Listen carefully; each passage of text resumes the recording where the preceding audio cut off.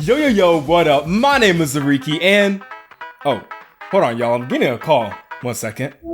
Hello? What did you do yesterday?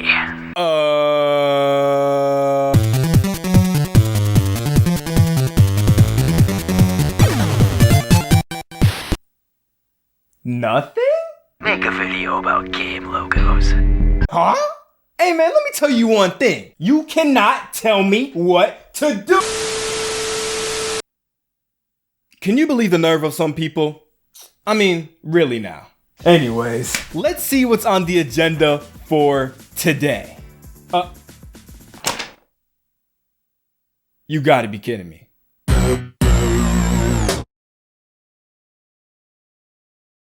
You guys want to know what makes me really mad? And I mean what just really grinds my gears. And I know this might sound a little geeky, but when people call this system right here a Nintendo, it's not just a Nintendo, it's an NES, Nintendo Entertainment System. Get it?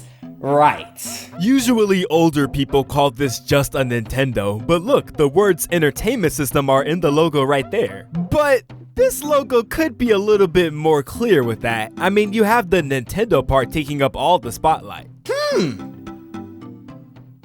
Let's talk about that. Logos, one of the very first things you see when you buy a brand new shiny thing. Logos are one of the most important parts of a company. They're designed in a way to stick in your mind so you never forget them. Video game console logos are to represent the system's personality, features, and what about it will make you want to purchase this one over the competition. A console's logo should be a very timeless design that can stand out and be very memorable. I mean, branding is the most important part when selling literally anything, so it makes sense that companies always put a lot of thought into their logos, even if they don't always pan out well in the end. A logo should be so recognizable that you'd never be able to forget what said logo represents. Logos and graphic design in general have come a very long way over these past few decades. I mean, every decade had its own style. Like, it's very easy to identify something that was made in the 70s because it just has that 70s look, you know what I mean? It's interesting to see how graphic design has changed with the times and see what trends were picked up and what were dropped. And by no means am I an expert in this topic. I am by no means a graphic designer, but I still think it'd be interesting to talk about the evolution of video game console logos. Video games have been around for a very long time, so naturally they've evolved with the times. I won't be talking about every game console, but just the most pivotal ones that really show how console logos have evolved over the years. Starting with the really early days with the Atari and the ColecoVision. You'll notice a trend of a lot of rainbows and logos around the late 70s and early 80s. They were obsessed with rainbow designs at the time for some reason, and the ColecoVision logo is a strong reflection of that. In the case of the ColecoVision, I assume the rainbow was to represent the fact that the system was in color, maybe? This logo is a classic though, albeit a little generic by today's standard. The Atari 2600's logo does not play around. I mean, it's a little cool because they got the 2600 rotated to the side, and I guess that's fun, but it's really just a stock Atari logo at the end of the day. The NES logo though? Classic. Although, like I said before, the Nintendo part takes up way too much of the logo. So if you saw this for the first time, you'd assume that this thing is just called the Nintendo, and I don't know what that is down there. I mean, maybe Nintendo actually meant for the system to just be called the Nintendo, but I doubt it. Sega definitely copied Nintendo's whole flow with the Master System's logo though. Just take the company's logo and put the name of the system below and boom, there you go. Sega does what Nintendo don't? I think not. But yeah, the logos of the 8-bit era were very simple. Not much personality to these outside of the font choices, but hey, they're products of their time. The Game Boy logo just has a really cool font to start off with. There's a reason you can buy hoodies and shirts with just this logo on it. When the Game Boy Color came out in 1998, they came out with this logo. Okay. Hey bro, what you say? Huh? No, you got something to say with your chest, huh? What you got to say, huh? Hey man, I really didn't mean no harm. You know I was just playing, right? No, because I know you got my name in your mouth, so what's up with it, huh? So bro, chill, no, you know I didn't mean it like that. No, because I know you got my name in your mouth, so what's up with it, bro? What's up? I get what they were going for, of course, with each letter of the logo being a different color to represent that this Game Boy was in color.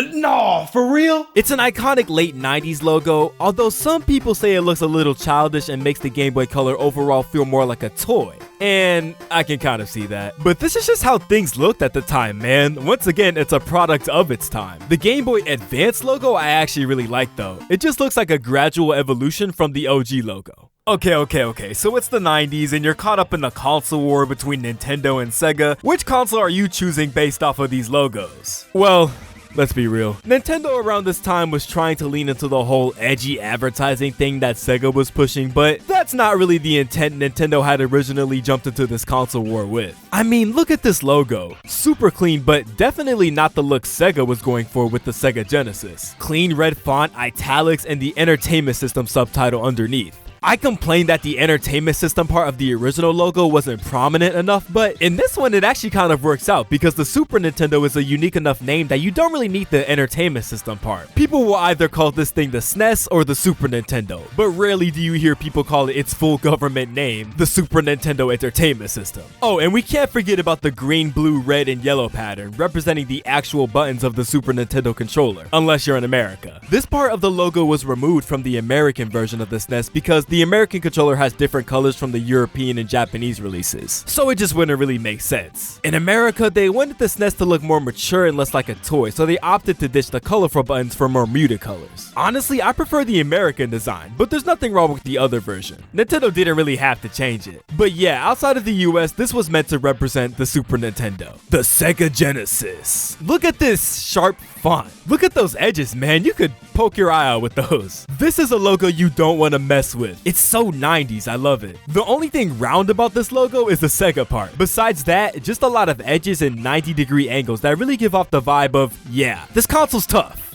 Super tough. Tiny Toons Adventure's tough. It's called the Sega Mega Drive in Europe and Japan, so the logo looks a little different. Honestly, I do prefer the Mega Drive variant just because I think it's a cooler name. Now, if we get into the add-ons for the Sega Genesis like the Sega CD, No.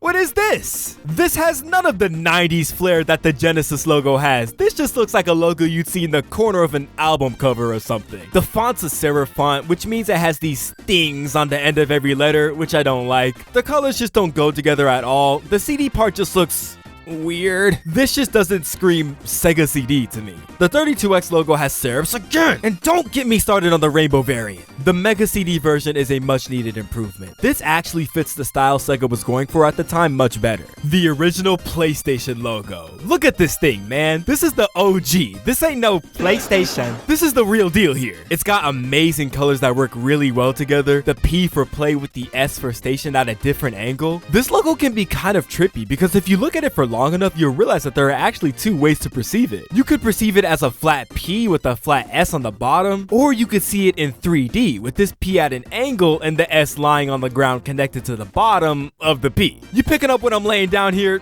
Take notes. It's kind of hard to explain what I'm seeing. Maybe that's what everyone sees and I'm only just now realizing. The PS2 went for a really thin look with the blue gradient, which looks really good when slapped onto the front of the console. And ever since the PS3, the logos have basically stayed the same. They did dabble in a few different fonts for console re-releases and whatnot, but ever since the PS3 came out, this has been the main font choice. They took the color out of the design though, so now it's just black and white. That's so sad. I mean, I know nowadays minimalism is in, but I kind of miss the older logo colors. The Nintendo 64 logo is classic, man. Possibly the most memorable one by far. But if I had to compare it to the PS1 logo, I'd still say the PlayStation 1 wins, but there's still a good degree of charm to the N64. I wonder why instead of making the logo just say 64, they chose N for Nintendo. I mean, you'd assume they'd use the actual console's name and not just the company prefix, but hey, it definitely works. I will say though, it's ironic that they didn't change the design of the N64 for America like they did the Super Nintendo. They didn't want this thing to look like a toy, but by all means, when compared to the PS1, the N64 does look a little childish. But hey, maybe that's actually what Nintendo was going for with this era. Sega. Sega. You thought you were being clever, huh? You thought you were being a little quirky, huh? Calling the system the Sega Saturn and making the logo an S around a planet. You're not slick, Sega. I see you. I mean, it's alright. I guess hasn't really aged as well as the other two though. Not a big fan of this font, and the only colors are blue and gray. This just gives off the vibe of early Windows XP graphic design. I do think the idea of having this S surround the sphere was clever, but I just wish they didn't go for a 3D font in this logo. It makes this logo look super dated. This just looks like an early 3D console. The Atari Jaguar, anyone? Now this one I really like. When up against a black background, the red sticks out perfectly, and the scratch marks on the R are a pretty clever reference to a Jaguar. Not to mention the actual Jaguar eyes behind the logo, which that part might be a little too on the nose. Like, you already conveyed the Jaguar part with the scratch marks. We don't need a whole Jaguar in the back to reassure us that yes, this system is called the Atari Jaguar. What was that one system from Atari called again? I got it, the Atari Tiger. Just like the PlayStation, Xbox hasn't really had to change their logos over the years. Of course, around the late 2010s, they gave into the minimalist peer pressure and now the logo is completely flat, but yeah, this logo does a really great job. It represents the Xbox as a console really well. It looks mature and sleek and clean, which is what Microsoft was going for, at least for the OG Xbox. I think the best variation is the Xbox 360. The OG Xbox One is a little too old and gamery for me, and while I like minimalism to an extent, I feel the Xbox kind of lost something when Microsoft decided to make their logo completely flat. Now the main console logo design that everyone points to as really iconic is of course the GameCube's logo. Mostly because of the little intro that would play whenever you turn the system on. Super memorable. Great logo. A true work of art. Put it in a museum. The lining of the cube represents the path the center cube took to get to the center? So now we have a cube inside of another cube. It's Cubeception. It's called the GameCube because this cube in the center is the game, and the outside is the cube the game resides in. Huh?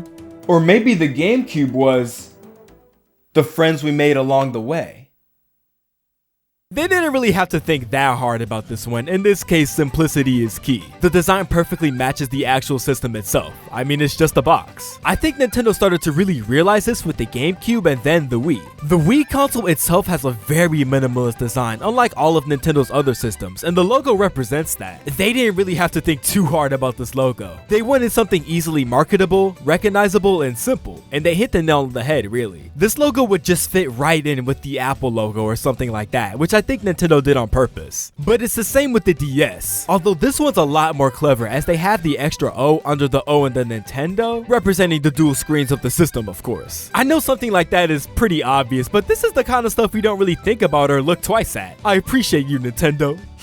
I appreciate you. Keeping up with the minimalist theme Nintendo has been going for recently, we have the Switch logo. Absolute perfection, man. You snap the Joy-Cons onto the console, every trailer starts with the Joy-Cons connected to each other. Genius. I bet you can already hear the sound effect I'm thinking of just by looking at this logo. Nintendo went in this generation knowing that after the Wii U, they'd have to come back with something a little bit more marketable. I mean, the Wii U logo is fine, but as you've heard countless times, I mean, is this a new console or another accessory for the Wii? The logo surely does not help that. Maybe they could have had the Wii part in a different font or something to make this feel more like its own thing, but they just didn't. They could have just called this the Wii 2, and I guarantee it would have sold better. But the Switch logo, there's no mistaking this. Now, with all this console logo talk, the question is, out of all the logos in the 9th generation, which logo is the best?